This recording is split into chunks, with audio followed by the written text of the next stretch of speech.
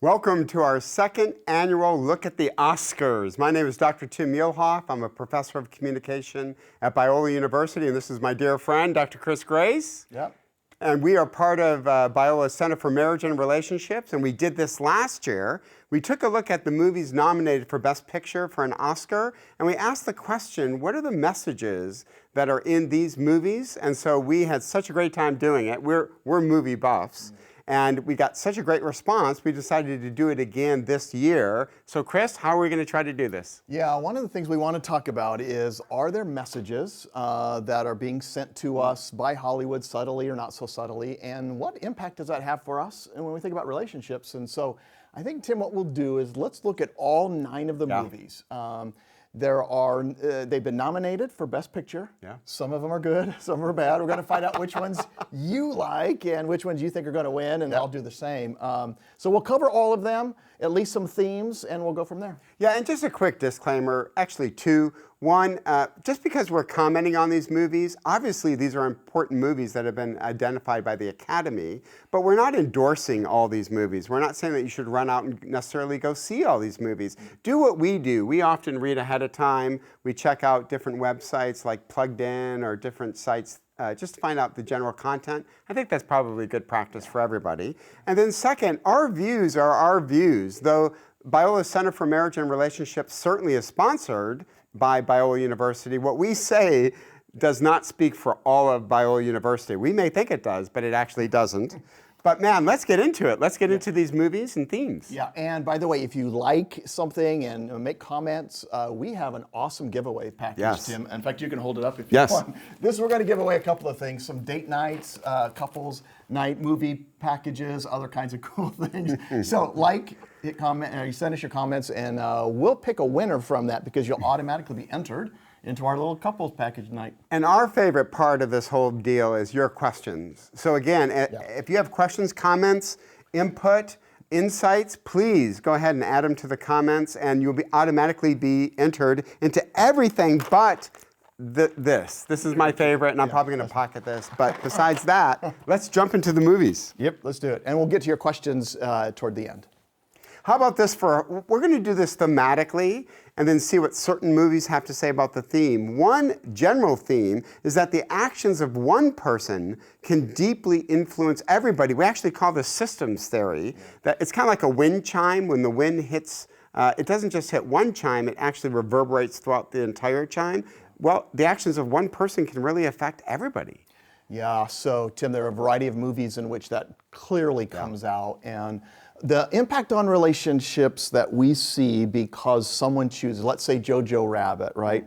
The mom and the dad are very invested in a higher order, a purpose for them as to what they want to fight for, and they're fighting for the Jews that are being, systematically, taken care of in this country. That now the son, however, is completely unaware of that, but it will have huge implications for their relationship, the family, mother-son, father-son, and all these other things. And these ideas then of what happens in a relationship, Tim, I think in movies like, let's say, 1917, right, where you see one person doing something that reverberates for generations. And that's a cool theme. Yeah, and so in 1917, which is just a powerful depiction of World War I, and everybody agrees that World War I was horrific for the men and the women that had to serve during that period. But you get to, and again, we'll try to stay away from spoiler alerts, like the fact that all 1,500 of those men die at the end is just something we'll just want to, no, I'm just absolutely kidding. But 2 men are picked, and one for a very special reason. This is part of the trailer, is that his brother is part of this one group of 1,500 men that are going to launch an attack. But now it becomes obvious that, in fact, the Germans know about the attack. So they go on a mission, and not to give away too many plot deadlines, but one character is going to have to make a very heroic decision whether to continue the mission. And nobody would blame him for not doing it. But at the very end of the movie, there's this really cool scene where we actually learn of all the decisions he made to be heroic is going to deeply impact his family and the 2 daughters that he has back stateside. Yeah. Systems theory, it affects everything. Yeah, in fact, you can find that in most of the movies even nominated because this kind of way in which it pushes out in so many ways. Like, for example, in The Joker, right? His decisions to do certain things, or the family's lack of maybe being able to deal with the mental illness, has huge consequences down the road for a lot of people. So. And then even Once Upon a Time in Hollywood, you get these two main characters, and both of them, if they were here, would admit they've lived a pretty rough life. They've really lived the Hollywood life. And so both of them, at later stages in their life, are alone. One eventually does get married, and that's an interesting decision that has other implications. But you get the Brad Pitt character who has made decisions all along the way, and now he's kind of living a lonely life. We could also say that's true about The Irishman. Yeah. So I guess our point would be here for the Center of Marriage and Relationships, just know that when you act, it affects everything. It affects your family of origin. If you even say, I don't want anything to do with my family of origin, you've affected the system. So just understand that maybe as Americans we believe we live in isolation, but in fact we don't. Our actions do affect family, individuals, communities. That's important for us to understand. And that's a great message from Hollywood. Yeah. They show us this reverberation, and I think it's really important. Chris, just yesterday I played in one of my classes Garrison Keillor, Prairie Home Companion. He actually had this thing called Letter from Jim, where a man was contemplating having an affair and then thought of all the ways this would impact his community, and he decided not to have the affair. That's systems theory. Just know that your actions impact a lot of other people. And Tim, one of the big features of something like systems theory is this idea of connections, right? We have intimate connections that also have huge consequences for us if they're lacking. And some of these movies bring out another theme that I'm interested in, and that is the impact when people lose or need connection.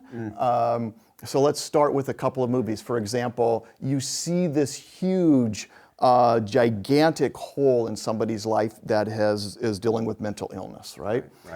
These not connected easily to other people around him, and you trace it back, and that's what the Joker did, is the backstory to a person who is dealing with probably some mental illness, but it's also dealing with a system that was busted and broken and created this massive problem that no one could take care of. At least they weren't equipped to do that. And so one of these themes we want to look at is that need for connection can really be an impact on people and relationships. And even in a movie like The Irishman, where you get Robert De Niro's character, who's a pretty overtly masculine character. Quiet, introverted. Yet a hitman, right? And think of all the emotional gymnastics you have to do in order to be a hitman.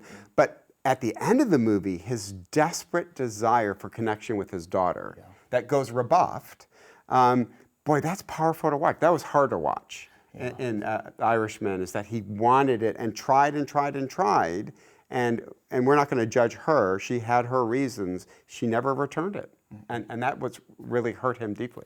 Yeah, and I think that probably leads into this idea, Tim, that at the center and in other places where relationships we run into a lot in our field of work, where people miss something that seems to be so obvious right in front of them, the ability to have this conversation about really impactful, deep things that have scarred or hurt us. And yet it's sometimes easier to see that in other people. It's easier for us to see that in a movie and in characters, but it's not so easy when it's personal, maybe, right? Yeah, and I think going back to the Joker, so the cruel way in which he is treated by secondary characters in the movie is really a good warning for us to heed, is that people struggling with deficiencies, self-image issues, mental illness, boy, they're often the butt of just absolute cruelty.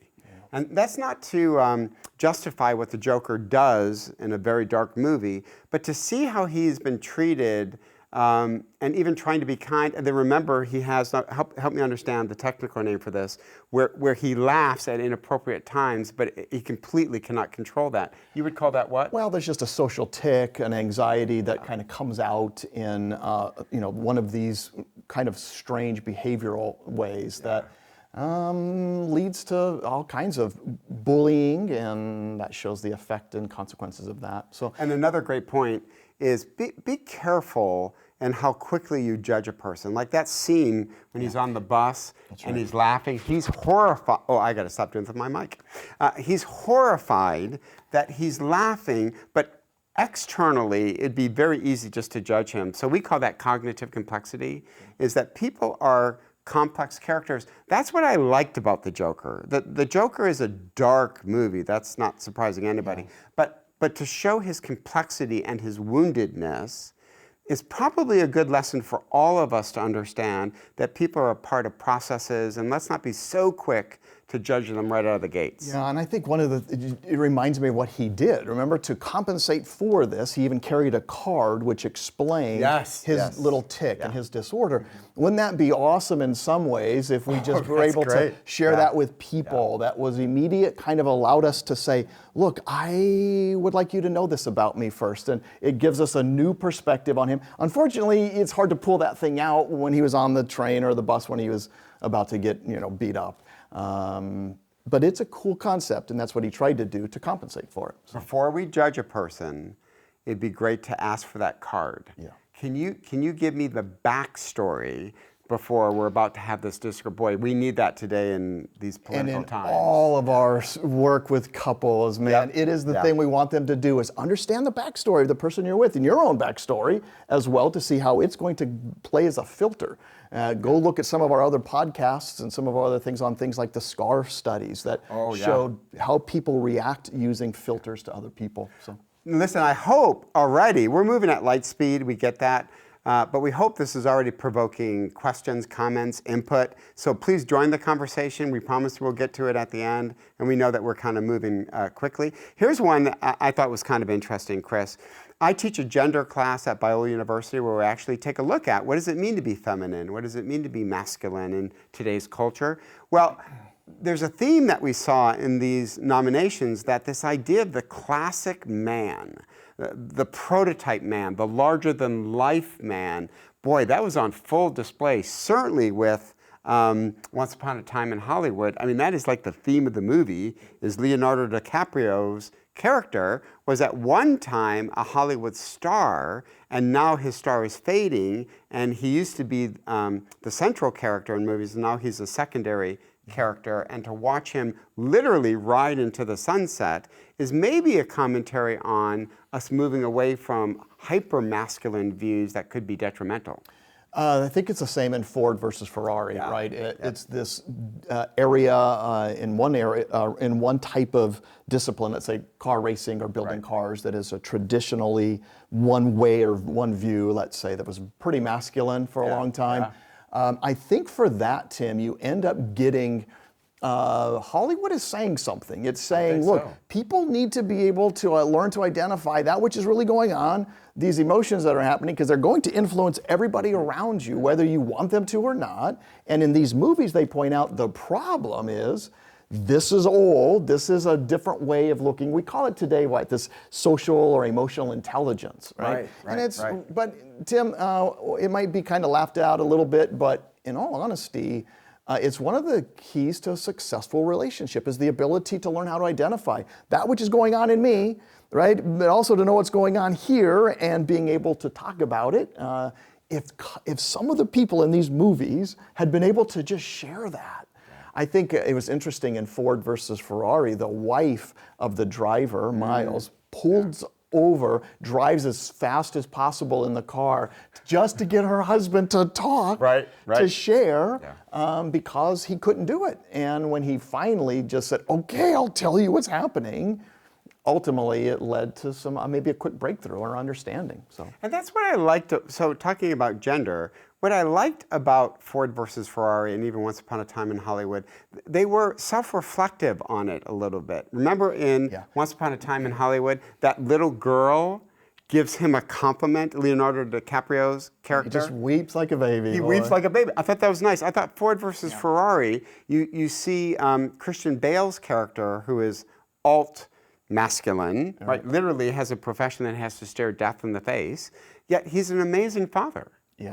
And they have a great marriage. Yeah. It was a good demonstration, I thought, of marriage. One of the best ones out there. Let's talk about The Irishman just for a second. I mean, this is a prototype man who maybe we can contrast that, who didn't learn his lesson. Yeah. Right? He stayed with this virtually his entire life that ended in isolation. That's right. So Hollywood, we would say these are one of these indirect messages that we think are actually beneficial, is that maybe toxic masculinity or the way we've conceived of it, maybe that's not good. Maybe we need to move away from it a little bit. Yeah, I think that's an interesting thing to think about. Yeah. Yeah, let's try another one.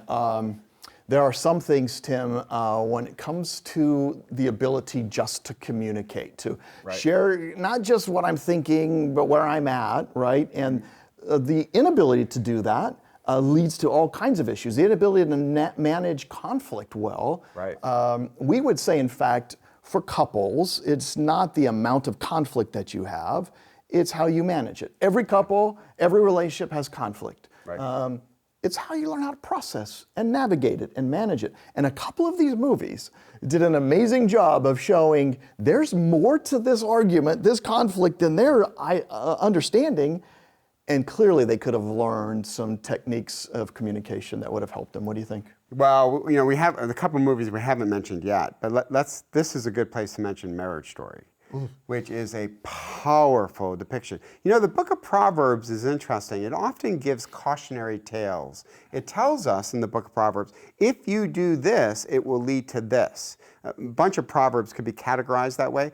I view Marriage Story as a cautionary tale. One to say, listen, I get that in today's divorce culture, many are tempted to say, I just want to get rid of my old problems.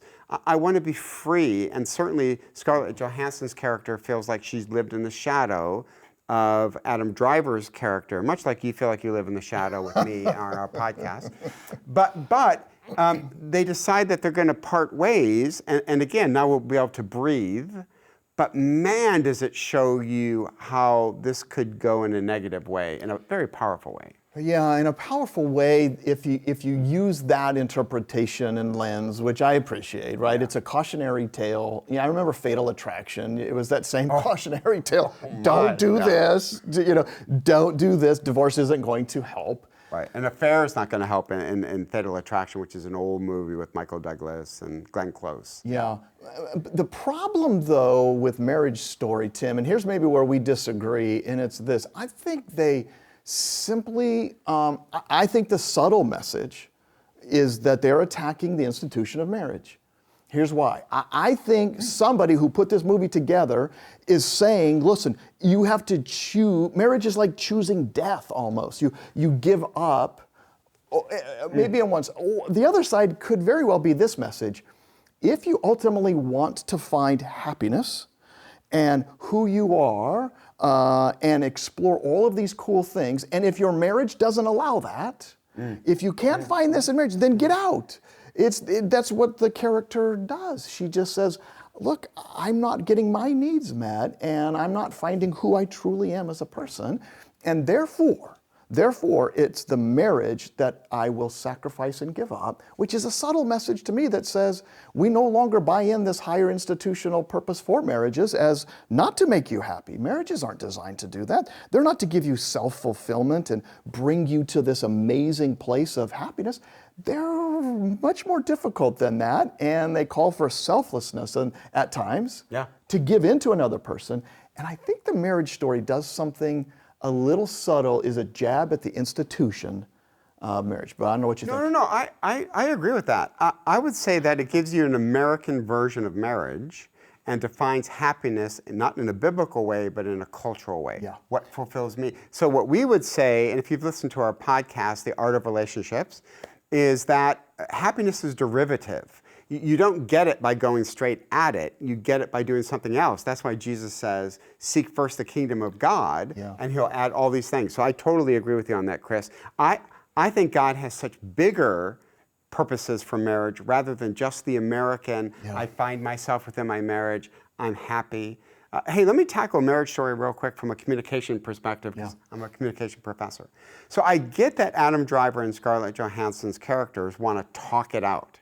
And one of the most riveting scenes of the entire movie is when sitting there in the living room. Is when they try to talk it out in the living room. So let me just say this from a communication perspective, and I think the book of Proverbs would really agree with this. If you don't have a game plan, if you don't know how to structure the conversation, especially a raw, emotional conversation like we're literally ending our marriage, that is going to go off the rails in a heartbeat. So for them, I would have said to them, yeah, I think it's good that you try to talk it out, but have a game plan, have communication rules in place. I think halfway through, wouldn't it have been great if one of them would have looked at the other and said, we need a timeout. Yeah. I'm feeling angry, and I'm feeling, a timeout might have helped both of them. But I don't think I'll ever forget that scene, Chris. It was powerful. Yeah, you know what frustrated me about this is they tried to do a plan. So they wrote out everything they liked about each other. They sit in a therapist's office, and they're about ready to read it. In fact, online, to the movie viewer, they're reading it. You get the list. But they don't want to share it with each other. That's a great technique of helping people in marriage. It's also because it gives you one of the best things you can do for your marriage is to remember that why you married the other person, why you're grateful for them, some of the things you like about them, and that's what they were doing. She just didn't have whatever, I don't know, what was it, the courage or... But she didn't, why didn't she read it? I don't know, she felt embarrassed, she obviously believed it. Yeah. It played such a kind of a subtle role throughout. I'm like, oh, you're so close to having the plan that you need. First, don't touch me. I know. Okay, second, let's move on. But no, I love what you're saying. All this stuff. So if you listen to our podcast, we're very big on gratitude. We're very big on purposefully affirming each other. The list, we would say, was the best part of Marriage Story. Oh, it's perfect. Keep the list. Do the list. We thought that was actually really good. The inability to communicate or manage conflict can obviously be seen in The Irishman. Yep. He's not a very good communicator. He does an act of violence in front of one of his daughters. She can't fully communicate it, and so she just simply withdraws, and that withdrawal goes throughout her entire adult life. Yeah, we find researchers who study this a lot, and what they say is one of the best things you can do is simply that, articulate that which is going on, and being able just to speak it can really reduce all of the hidden things that are going on, these deeper issues.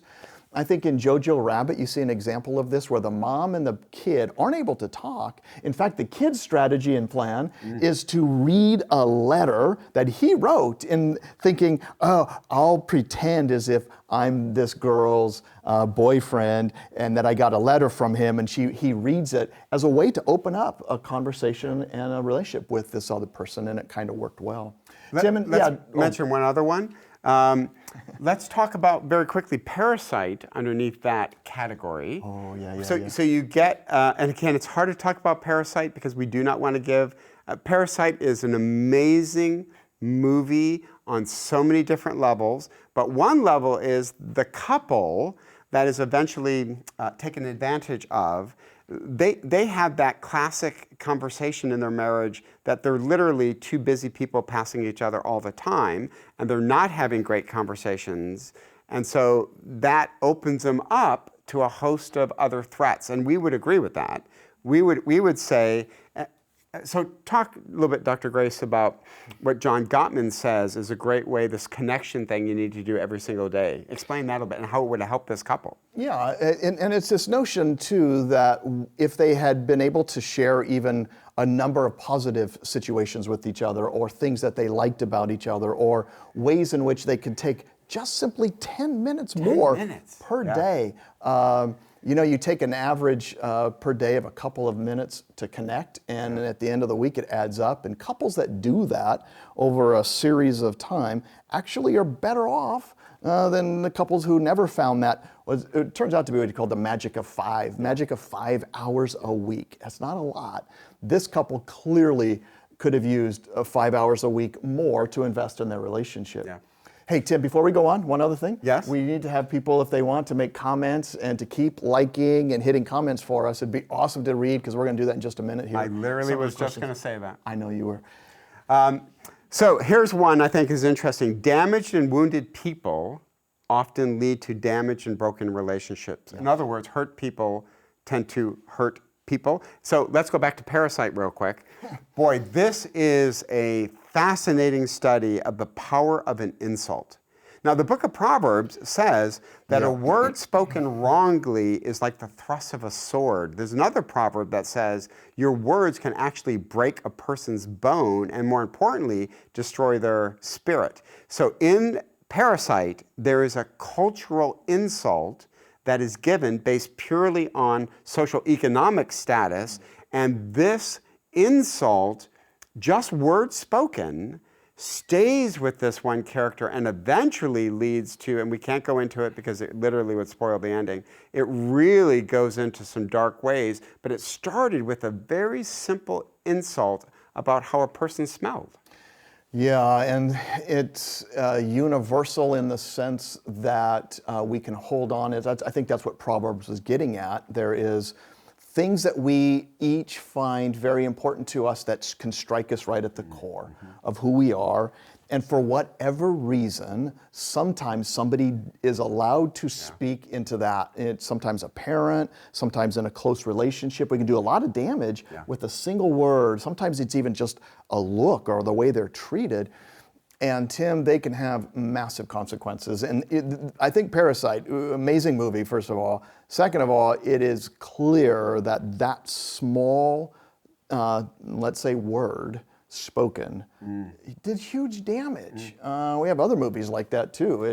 How about Jojo Rabbit, and the fact that what Adolf Hitler was able to accomplish through speeches, my field, rhetoric, we often take a look at this, the power of the spoken word.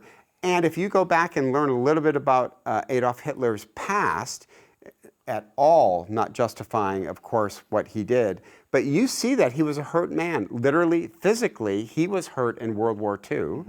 He served in World War II and was injured. And second, he was hurt because he felt like how a certain ethnic group had judged Germans after World War I, that the treaty was so punitive that it was a way of punishing Germans. And so here's a man who feels hurt. We could talk all day long about whether that's justified. But keep in mind, when a person feels hurt, they feel that. Even if it's justified or not. Now a wounded person is seeking to wound other people. So in Jojo Rabbit, you get the power of rhetoric. You get the power of words to immerse a child, particularly, into a worldview that is incredibly dangerous, incredibly evil, but it's his words that inoculate and put people into that worldview. Yeah, great movie, by the way. I love it in so many respects because it's somebody working out that as well, who are confronted with this very thing. Here's the life version in front of me as somebody that's human, lovable. In fact, I like them. And now, but it goes completely against that which I thought I believed. And I think that's a great relationship thing that we all battle through, is quickly making stereotypes of people, judging them, prejudging them, and then all of a sudden we're confronted with, wait, they don't act like I thought. They aren't like this. And can we give a shout out just for a second to Scarlett Johansson? Going from the Avengers to Jojo Rabbit to Marriage Story, I was a theater major. I've not mentioned that often. I was a theater major. That's range. And so to see a woman rise up and be one of the most celebrated actors today is just really cool to see. And she really shows that she can jump around different genres. And it's really powerful, and kudos to her for showing that kind of range. Hey, as far as damaged people, obviously we could talk about the Joker. That the theme of the whole movie is this is a man who's been deeply damaged, and now he's creating a climate by which other people are going to be damaged. And even in that one scene where he's on a talk show, we literally see that being played out. The Irishman, he's been hurt in the past, now he hurts. Hey, so this is a very common theme on our podcast. If you've been hurt, psychologically, physically, we need to deal with this. And what's great is doing a podcast with a I'm a psychologist. Is all the resources that are out there today. We're in a great age where I think we're destigmatizing, especially when it comes to our war veterans, right? Which, by the way, I mean, come on, when you take a look at 1917, those are men and women. When they come back, how could you not be forever changed? And so, but the help that's out there today is encouraging, and we're destigmatizing this hurtness, and even men are being able to admit, I was hurt and I need to recover. Yeah, and in fact, World War I, 1917 did something for us. In fact, a comment we got on Facebook Live just now, a student was asking a question about this idea of how does psychological disorders relate to this hurtness, right? And then the ability, like the Joker, for example. Yeah. So 1917, Joker, post-traumatic stress disorder, all of these things. It was during that war where men would come back, and it was almost always men that would come back from the front lines, massively, massively devastated in their emotional lives. But it oftentimes showed in their physical, right? We saw this, we called it being shell-shocked, right? Yep. Well, the solution that was landed on to fix anybody with shell shock was one word: the ability to talk. If they could talk about it, shell-shocked symptoms, that is, somebody would lose the ability to move their arm or their leg once they experienced something emotional, blowing up somebody next to them, and we saw that in 1917, or bullying in Joker. The ability to talk about the emotion that they felt during that time actually relieved the physical symptoms.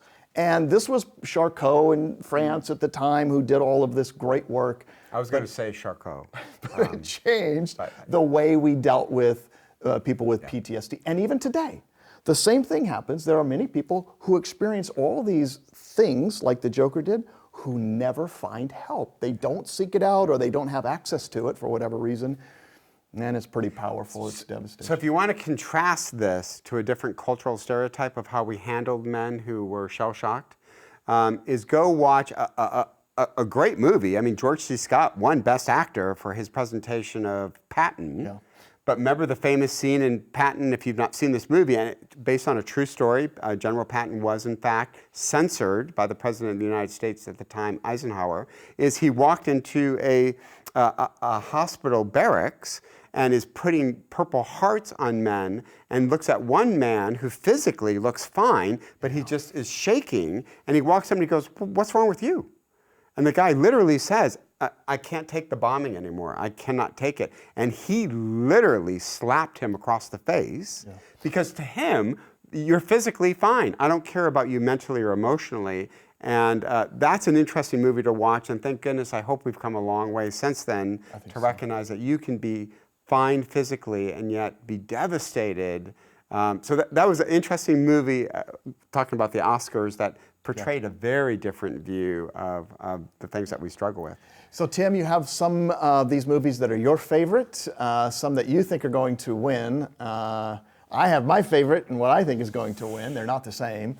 What's your favorite movie so far? Okay. We watched all 9, and you've got, go ahead. So I'm going to say this, what I think is going to win, and then what I want to win.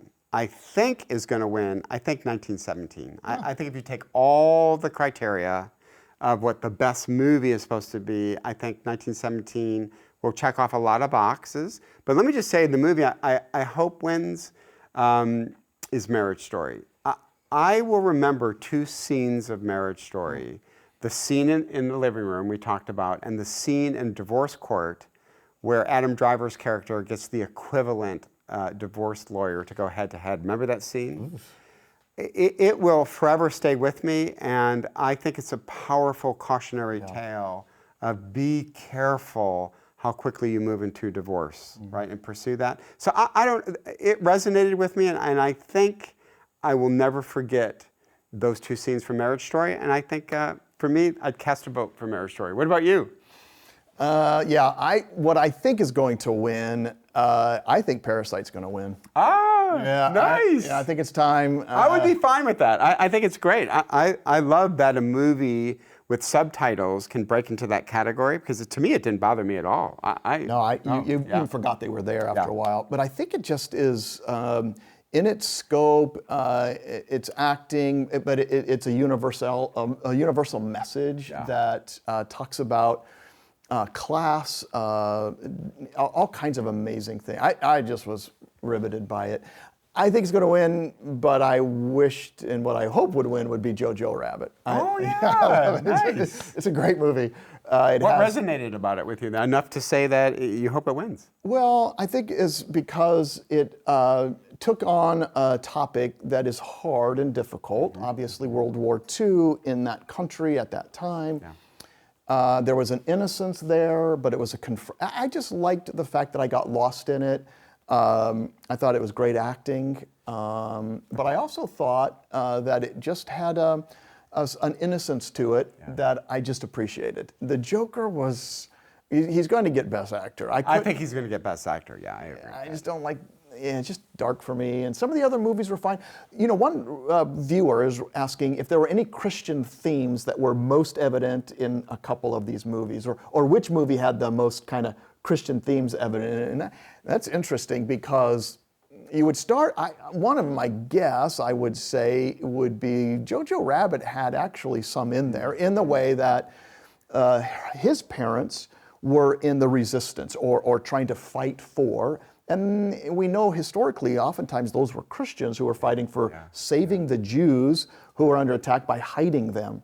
And they were motivated out of that. And so I would think that was a pretty powerful theme. Little Women has a little bit in there, or it used to, maybe in her original writing, but I don't know, do you have any others that stand out to you as having something explicitly or even implicitly as a good Christian message of how to treat someone biblically, or how to love that way? I think the need for forgiveness, all of us, I think, are wired. From a biblical narrative, we feel that there's something we need forgiveness for. And often we confuse that for human forgiveness when I think we're longing for divine forgiveness. But I think, so scene number 2 that will stay with me for a long time is the end of The Irishman, where here's a man who is pretty hardened. Remember, the priest actually says to him, is there anything you need forgiveness for that you regret? He only mentions cryptically a phone call, and I will not go into that phone call because it would ruin the plot. But he's pretty content to say, no, I think I'm good. But at the end, his actions betray it. He desperately wants the forgiveness and reconciliation with his daughter, and he never gets it. I think we're all wired for that. I think we want to be reconciled. I think that's a God-given longing that The Irishman really shows is powerful. Yeah. Let's try another question. Are there any movies that you think are really healthy portrayals of masculinity? So initially, in your gender class, you guys talk about this. We kind of hit some that are maybe fading. It's an unhealthy portrayal. Right. I'll say this. I think in Ford versus Ferrari, I think the driver, Miles, showed something pretty cool, and that is the ability to, one, do what he loved to do, and it sounded like, or it seemed to me like in a great marriage, he was a great father, and still pursued something that ultimately, unfortunately, well, I don't want to ruin it, but... Well, I think people know. I mean, it's a historical event, but we won't. Hey, so let me say this. Contrast Matt Damon's character to Christian Bale's character, right? And at the end of the movie, he desperately wants to talk to the wife, but cannot cross the street. Do you remember that? Yeah. In Ford versus Ferrari. Yeah, Ford versus Ferrari. He cannot cross the street. I think that's the old masculinity we really need to get away from. I appreciate Christian Bale's character of being I mean, nobody would question his masculinity. I mean, Le Mans, that's raw courage to do that. And he was a great father, and it sure seemed like he worked on his marriage and was open to that. But to me, it's Matt Damon not being able to cross that street. That's what we need to get away from. And you mentioned that. Yeah, so there's talking, processing. Yeah. Yeah, that's good. There are others out there in some of these, the ability to sense other things that are going on. So Tim, let's try one last theme. Sure. This idea of verbal and nonverbal and the way our communication goes. We talked a little bit about the tongue already, right? But there are other signs of this that I think Hollywood did a great job in ways in which we can find ourselves in a relationship, clearly knowing that we need to say and do something. So the Marriage Story was just painful because they recognized it in each other. They saw, remember the look, they're in the courtroom. And the lawyers are saying mean things, obviously, about each of the opposite clients. And the two main characters, Adam Driver and Scarlett Johansson, look at each other as if to say, I don't believe that about you. I'm just playing this game. That nonverbal can be very powerful, and it comes across in relationships, how important those kinds of things are. And that you didn't say anything, that you didn't defend me. when that wrong thing, or is so skewed. Our language can become so skewed. The divorce attorneys, both of them, are saying things that are rooted in fact, but they are presenting the worst possible interpretation. I think there's a great message in that for all of us, is be charitable in our interpretations of each other's actions. You saw it being played out, life and death is in the power of the tongue, in a courtroom, and I think we need to be leery of that. Obviously, the Joker, through language, he can incite a riot. Once Upon a Time in Hollywood, we talked about that powerful scene where a girl reduces him to tears. So another question, Tim, I think someone is asking, and this idea of maybe how, like in the Marriage Story, someone wrote in and asked, that obviously is going to affect the way in which you fight, and should you fight in front of children. Quickly, I would think it would be an amazing thing for a child to be able to be modeled how to manage conflict, that you could still express love. And I do that non-verbally. I do that in many ways verbally by saying, listen, I want to tell you something, even though we disagree here, you know, if I'm in front of my kids, even though I might disagree right now with my partner, I still love them. I'm committed to them.